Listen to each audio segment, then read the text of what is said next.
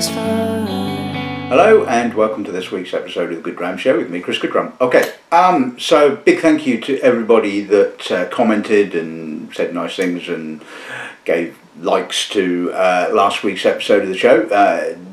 Very much appreciated. I know it seemed to me a number of you obviously enjoy my comments with regards to Bruichladdich. It would have been nice if Bruichladdich themselves had actually retweeted my tweet, but anyway, that's by the by. Certainly my contact at Remy Contro enjoyed the show and was quite happy with what I had to say, so well, that's fine, isn't it?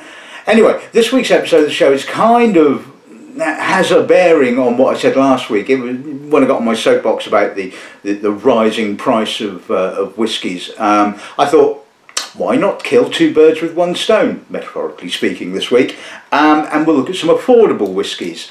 And what do I mean by affordable? Well, I mean these retail in the kind of the magic point, I suppose, for retailers in the £30 to £50 bracket. This is the sweet spot when it comes to the price of whiskey from a retail point of view, should we say. And so yes, they're mid-30s up to just under the £50 mark, and also it gives me the opportunity to look at the Strictly Limited range from Carn Mor. This is obviously the range bottled by Morrison and Mackay, and pretty much like most independent bottling companies, they will bottle cask strength, single cask bottlings, as Carn Mor do in their celebration of the cask range, which I've done episodes of the show on before, and they will generally have a 40% range, which tend to be younger spirits,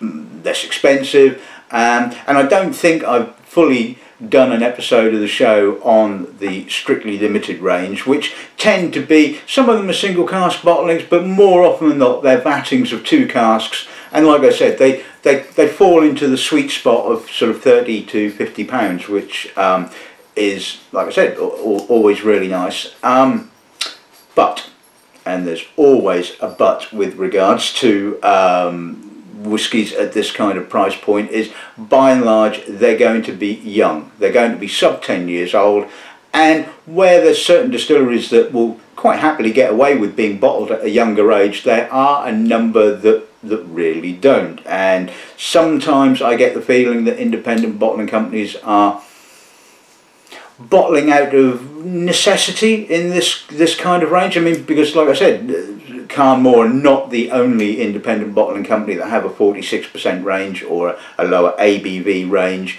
and I taste a lot in those ranges, and you know, there are some that are exceptionally good, and there are some distilleries, some of which I'm obviously showing today, that kind of get away with being able to be bottled at a younger age. Some don't, and some are just sort of one-dimensional. They're maybe not bad whiskies, but you just sort of go, you really should have left that in the cask for a little bit longer, you know. And sometimes you feel there's a necessity upon these independent bottling companies to bottle something at that kind of ABV, get it out there, you know, make some sales and that kind of thing. And sometimes it might be a bit more judicious to just sit on that cask or casks a little bit longer. So it's hard. It's probably as difficult a thing to do evaluating young whiskies as it is for you know, from a retail perspective, as it is older whiskies, because with older whiskies you've obviously got some that are maybe just too expensive for what the complexity level is. Maybe they're a bit washed out, they're a bit old, and then you have younger whiskies that some are quite pleasant, you know, the youthful exuberance, shall we say, of some of them, and some are just again, you know, lacking in character, they're too fainty, etc, etc. But anyway, that's by the by. That's my job, to sort of sort the wheat from the chaff, as they say, and then hopefully you guys that will purchase them from us will you know, avoid those pitfalls. But anyway, so that's today's episode of the show. It's tacitly, I suppose, affordable whiskies, although they're still relatively expensive in the grand scheme of things, I suppose. But we shall have a look at a few of the bottlings and well, I'll let you know what I think. So let's have a look at today's one. Right, okay, so these are all bottled at 46%. Now, the first bottling we'll be looking at is an Auchentoshan. This is a 5-year-old Auchentoshan, which, yeah, again, Auchentoshan you can probably drink quite young. It's triple distilled. It should be, being triple distilled shouldn't be too fainty or anything like that. On the label, on the sample label, it says sherry butt, but I've seen online that it says it's a sherry puncheon, a single sherry puncheon, so it might be.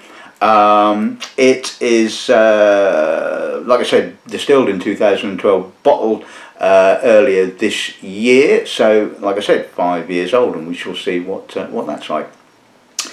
Second bottling is one of my favourite distilleries, and I have a bit of a sadistic side.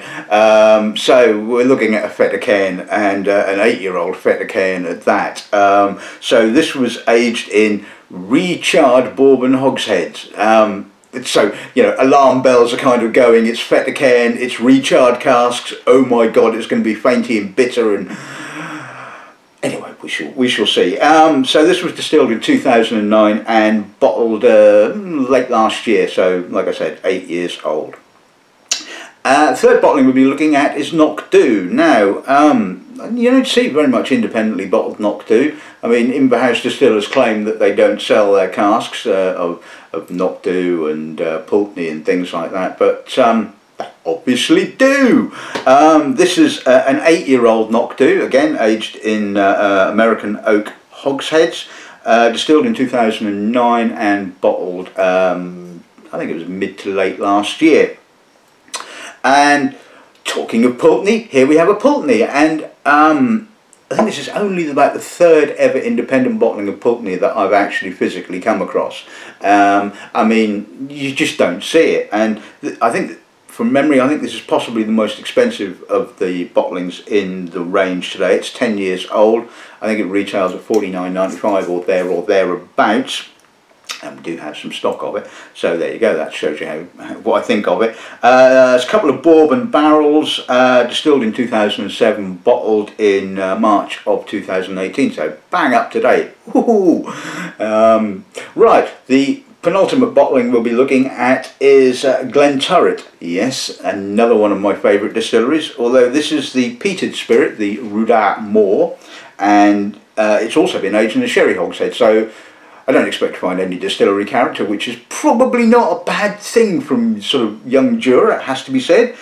Best thing you can do with it is just peat the hell out of it and show it in a sherry cask.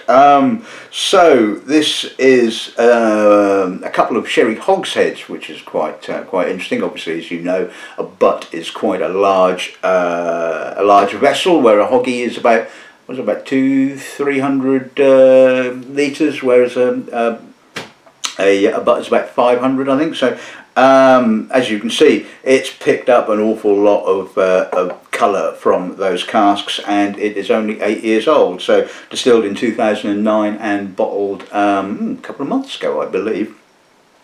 And the final bottling we'll be looking at is a 5-year-old Caol Ila. Now, Caol Ila, again, is one of those distilleries that does seem to get away with being able to be bottled young. I see countless bottlings of Caol Ila at under 10 years old, and pretty much you know what you're going to get. It's young, it's fresh, it's peaty, well, sometimes it's not quite so peaty, as we know. Caol Ila produces no end of different peating levels for blending and what have you. This one is, like I said, 5-year-old, distilled in 2012, bottled in February of this year. Again, sherry butt, although you wouldn't have thought that from looking at the colour. Certainly one imagines probably refilled, very refilled sherry butts, I think. But anyway, we shall obviously find out whether that is indeed the case when we get to it. So there you go, that's today's little lineup. Let's kick off with a bit of young Toshan then, shall we? Right, okay, so let's see what the Auchentoshan gives us then. Now it is a little fainty, it has to be said. There is a little bit of impurity still in that spirit, which obviously says that it should have probably spent another couple of years in the cask. It's got that kind of classic sort of slightly rose petal-y, Turkish delight-y character. Sweet rose, touch of sherry, a little bit of dried fruit. That's right, it's getting pretty sweet now. That Turkish delight note is getting really quite sort of sugar coated, and it's a little bit Mhor as well. That kind of it's quite well contained, I must say. I mean, it's only a little bit of the faints on this. It's certainly got plenty of other character. Well, it's got plenty of Turkish delight character basically. So it's kind of like, well, you know, it's certainly not lacking in distillery character, which is a good thing. I mean, sometimes, you know, Auchentoshan can be a little bit oversweet, and I suppose bottling it at this kind of age retains some of the sort of the youthful grip and vigour to kind of offset the slightly sort of sweetish character. And you know, it's okay, it's pleasant. Let's see what the palate's like.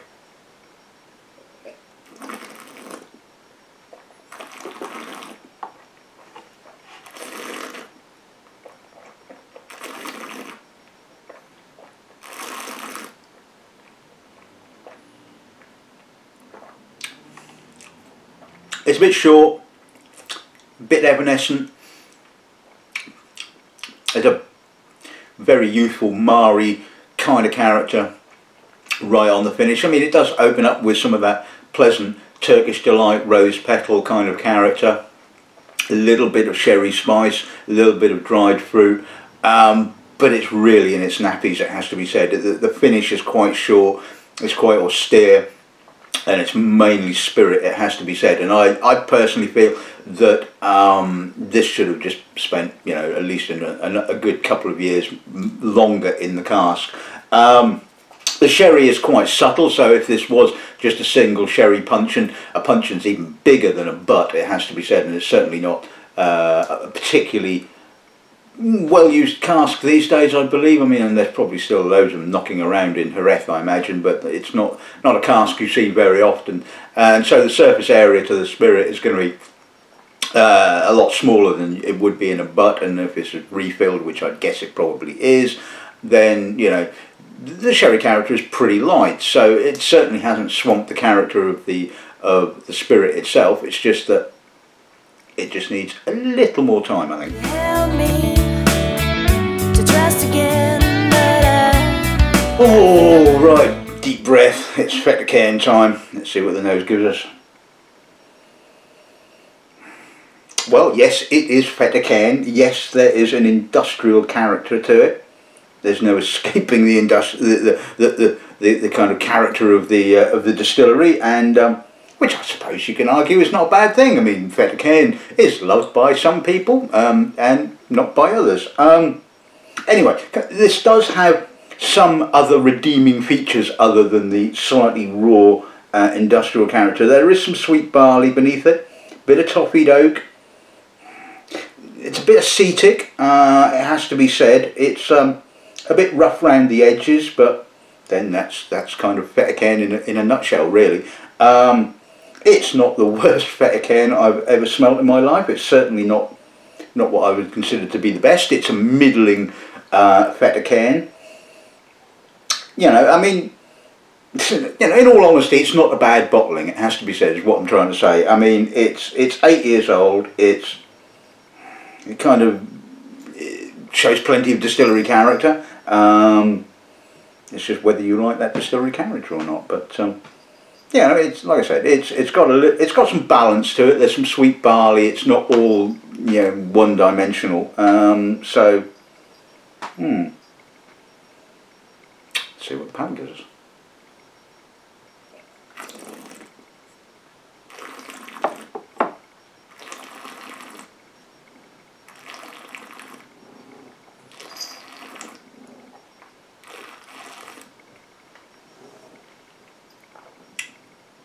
Pretty much the same in actual fact. I mean, yes, there's some industrial notes to it. it is Fettercairn, but there is a little bit of sweet barley, a little bit of vanilla. Now it's got a reasonable length to it, a little bit of spice. Yes, there's a touch of faintiness kind of really coming through on the finish, along with the sort of, you know, slightly harder barley kind of character. But, you know, in all honesty, it's not a bad Fettercairn. It's certainly not one that I would feel uncomfortable about selling. I didn't buy it. I mean, a certain person did order a bottle, if memory serves me correct, when this was shown at the tasting. That oh, look who's appeared after last week. She's obviously decided that she's going to come and visit me every time I do an episode of the show. Anyway, back to the Fettercairn. Yeah, it's okay. It's, you know, it's not. I'm not going to criticise it. I'm not going to sort of praise it. It's just it's okay, shall we say? And I don't think it was particularly expensive, was it? Anyway, let's try this.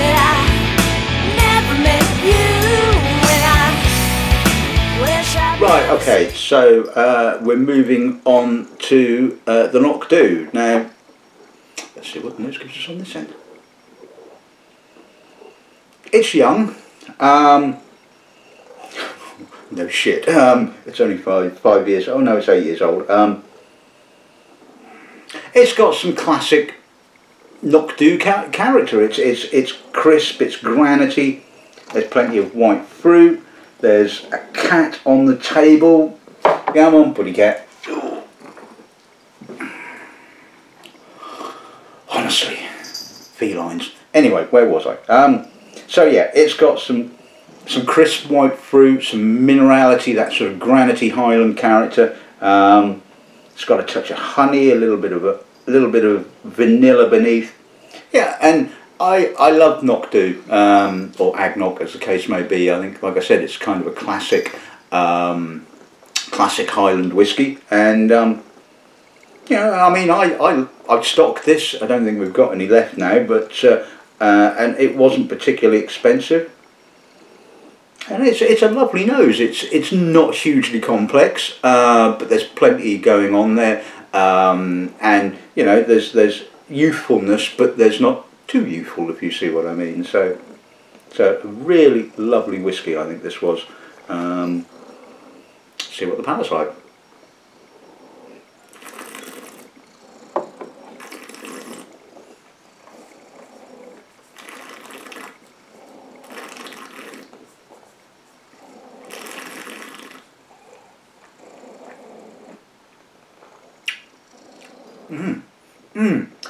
That is lovely, mouth-filling, honeyed, barleyed, lovely balance of white fruit, crisp minerality, lovely length. I mean, for an 8-year-old, that is absolutely fantastic. Now, that is exactly what you look for in a young whiskey.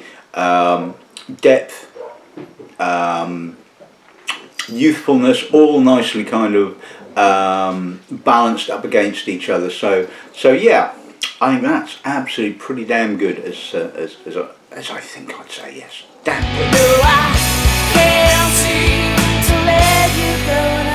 Right, okay, so let's move on to the 10-year-old Pulteney. So this is the oldest bottling in today's lineup. What do you think then? No.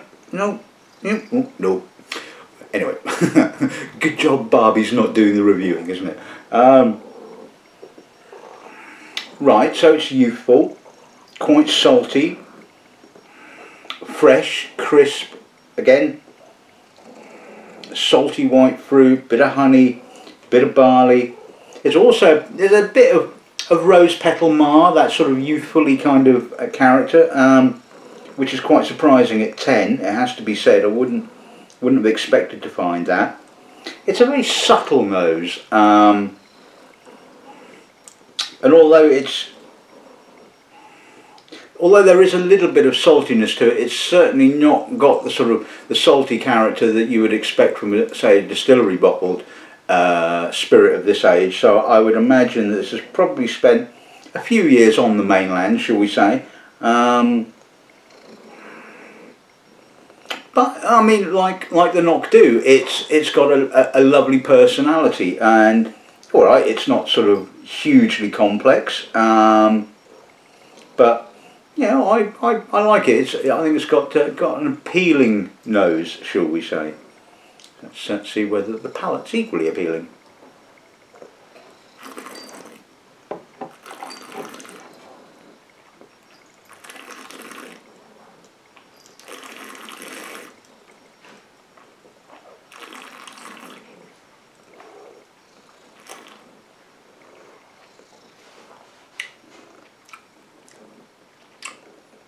A lot more salt on the palate, and a really salty finish.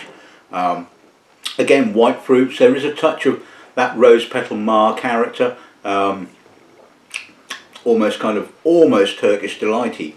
It's kind of almost like a salty Auchentoshan, I suppose. Yeah, I mean, it's got some lovely white fruit, a little bit of honey, a little bit of oak kind of coming through, but ooh, that finish is really, really salty, really intense. A little bit of spice as well. That is a lovely whiskey. That is fantastic.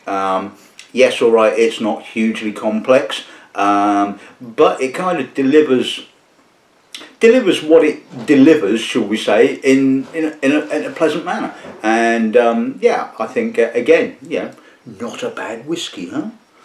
Tell me high or bed, so let me fall. Right, okay, so let's move on to the peated ones. Obviously Barbie's not a fan of peated whiskies. She's exited stage left. Anyway, let's see what the Glenturret gives us then, shall we? Oh, bleeding hell. That's tarry, it has to be said. That's a real licorice scented tar, coal tar, peat, intense sherry dried fruit, smoke. There is a bit of a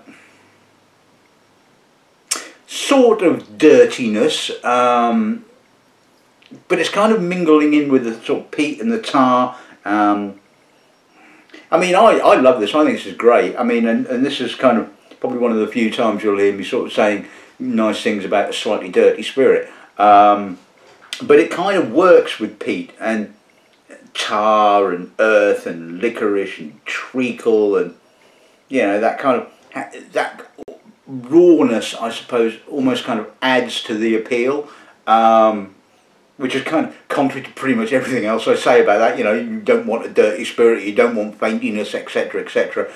And then I go and say, well, in actual fact, it's not so bad in this one. And this is the whole dichotomy of whiskey. You know, certain things work for certain whiskies, certain things don't work for other whiskies, and I suppose when you've got kind of such an intensity of character of a whiskey, you can sometimes forgive a few flaws, shall we say, yeah, the sort of the dirtiness of the spirit is kind of coming out a little bit more as it spends time in the glass. But like I said, it's like everything. If there are other notes that kind of balance or offset, you know, the shall we say impurities in inverted commas, then you can forgive it. But it's certainly an intense nose, and yeah, let's see what the palate's like.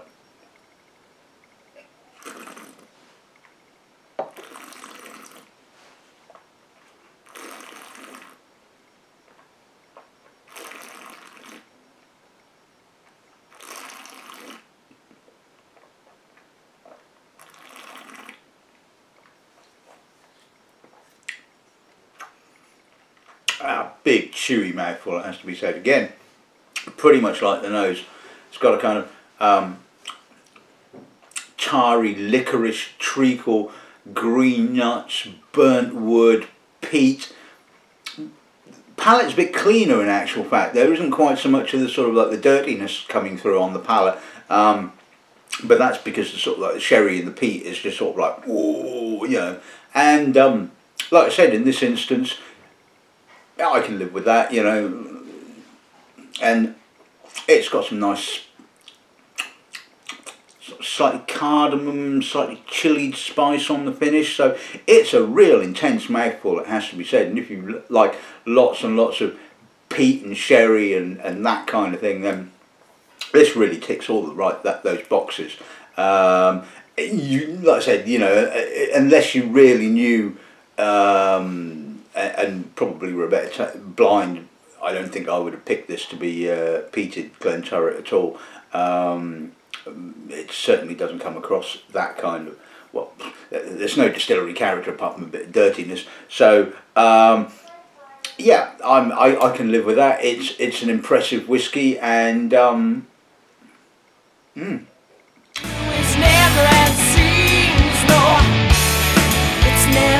okay, so finally on to a bit of Caol Ila. Let's see what the nose gives us on this end, shall we? That's actually really estery for Caol Ila. Lots and lots of almost kind of banana-y, sort of pineapple. Kind of got a slight Irishy feel to it. I mean, which is quite unusual for Caol Ila. Yes, there's a bit of saltiness, a bit of crisp white fruit. Subtle, very subtly peated. Probably should have done this actually before I did the Glenturret. Should have finished with the Glenturret in reality.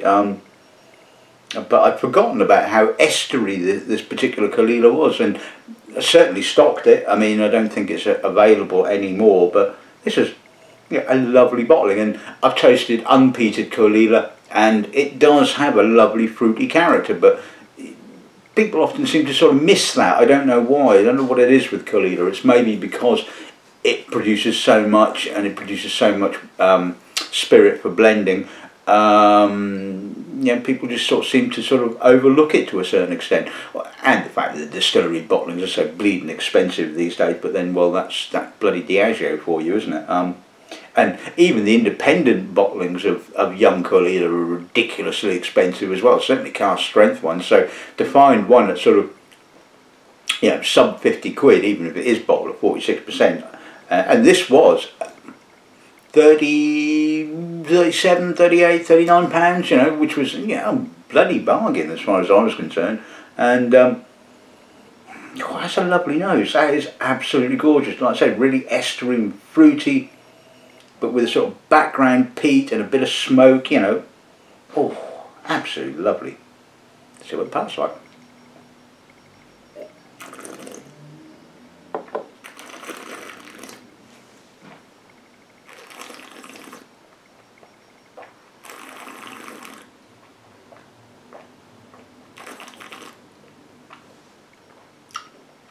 Maybe not quite so estery on the palate, a little bit more oilier, fuller, more kind of modern style Caol Ila, should we say. A little bit of coal stroke peat smoke, quite dusty in actual fact.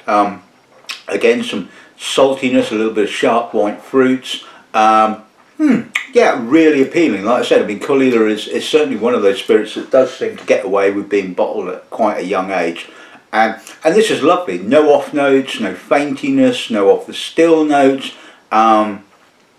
Character, freshness, personality. Yeah, that is what I want from a young whiskey, and that's why I put it on the shelf. Wish that I never met you when I...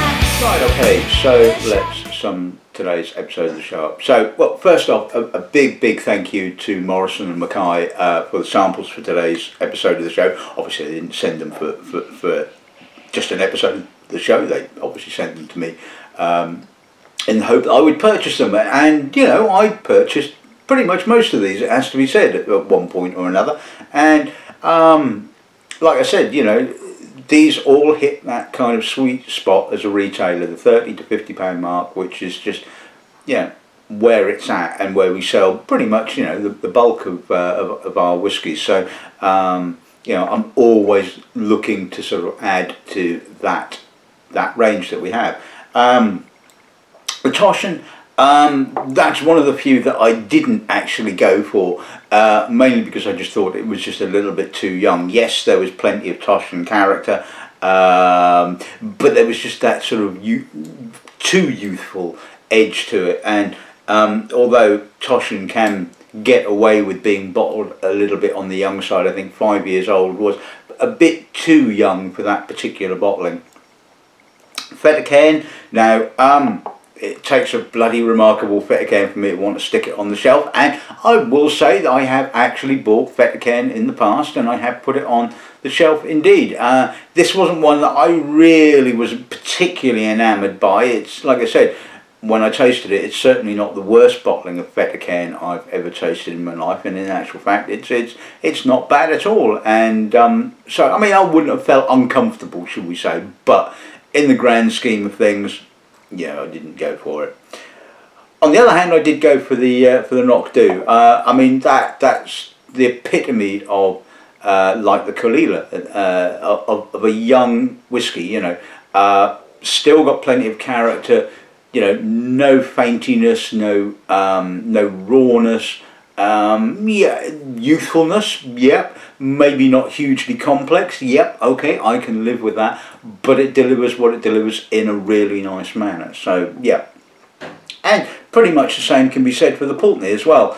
Okay, a little bit subtle, I suppose, for a Pulteney. Maybe not quite so much, certainly, of that kind of salty, windswept character on the nose, but certainly no sort of slouch in the salt department on the palate, it has to be said. I mean, that was a really salty finish, and yeah, I really enjoyed that. And yes, it's at the upper point of the £30 to £50 price bracket, but you know, I've got no issue with selling that whatsoever, and yeah, that was good.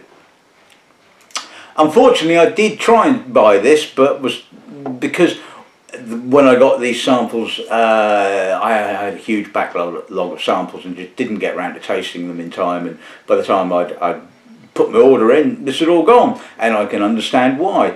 If you love your big peaty tarry whiskies, then certainly this ticked all the right boxes. Yes, all right, there was a little bit of dirtiness on the nose, but hell, it's Jura, for God's sake, you know. And you know, I think the days of lovely, pristinely clean Jura are long since gone.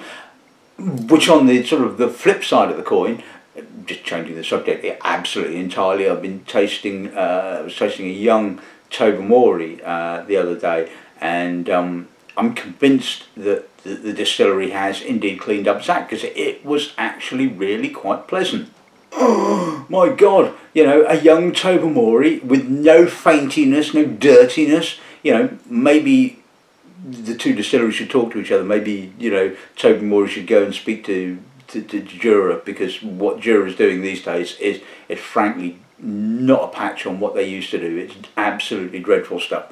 But anyway, that's just my personal opinion. Other people may well think completely differently. I'm sure the distillery does. I'm sure the distillery probably think I talk out my arse. But anyway, I'm not the only person that says that. And finally, the Caol Ila. Yep, absolutely wonderful. Really, really nice. Again, like the Pulteney, like the Knockdhu, you know, just a classic example of a not overly complex but a lovely young whiskey. And hats off to Morrison and Mackay for bottling that. And I think, sort of, you know, by and large, you know, well, probably unlike a lot of the independent bottlings, their hit to miss ratio is pretty high, and certainly on this week's evidence, you know, four big thumbs up with 2 maybe thumbs down. But you know, that's life, you know, as they say. So anyway, that's this week's episode of the show in the bag. I hope you've enjoyed it. I hope you'll maybe, you know, give the Strictly Limited range a try if it's available in your locale, shall we say, or if not, we certainly ship worldwide. But anyway, until next week, good dramming, good afternoon.